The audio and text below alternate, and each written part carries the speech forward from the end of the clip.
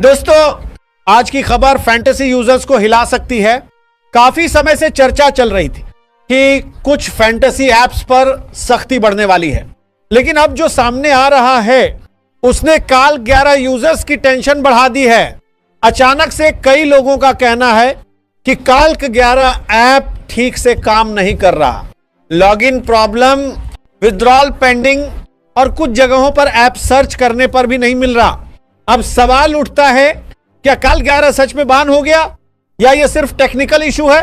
देखिए, पिछले कुछ महीनों में फैंटेसी इंडस्ट्री पर सरकार की नजर और सख्त हुई है।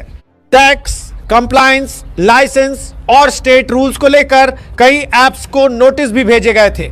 ऐसे में अगर काल्क 11 पर एक्शन हुआ है तो यह कोई छोटी बात नहीं है। कुछ सोर्सेस का कहना है कि रेगुलेटरी प्रेशर बढ़ा था और इसी वजह से सर्विसेज कुछ राज्यों में रोकी गई हैं, लेकिन अभी तक कंपनी की तरफ से कोई क्लियर ऑफिशियल स्टेटमेंट सामने नहीं आया। यही सबसे बड़ी सस्पेंस वाली बात है।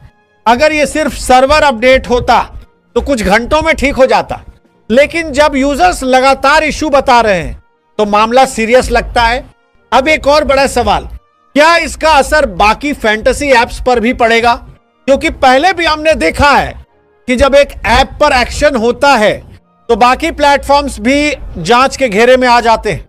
टीबीएस टूर्नामेंट चल रहा है, ऐसे समय पर अगर कोई फैंटेसी ऐप बंद होती है तो लाखों यूजर्स डायरेक्टली इंपैक्ट होते हैं। कुछ लोग ये भी कह रहे हैं कि यह टेम्पररी सस्पेंशन हो सकता है, मतलब डॉक्यूमेंट्स वेरिफिकेशन या कंप्लायंस क्लियर होने तक रोक। लेकिन अगर रूल्स वायलेशन साबित हुआ तो लंबा बैन भी लग सकता है। सबसे ज्यादा चिंता उन यूजर्स को है जिनका पैसा अंदर फंसा हुआ है।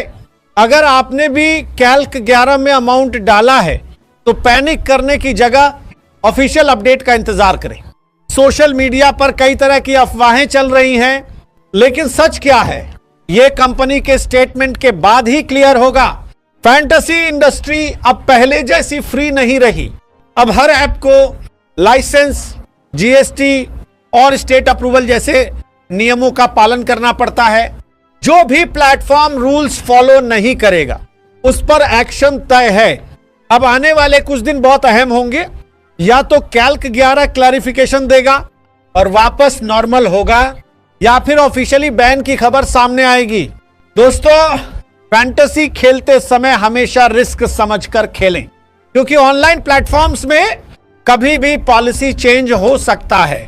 फिलहाल सिचुएशन पूरी तरह क्लियर नहीं है, लेकिन संकेत बता रहे हैं कि मामला बड़ा है। आप क्या सोचते हैं, टेम्पररी इशू या सच में काल्क 11 पर बैन? कमेंट में जरूर बताना।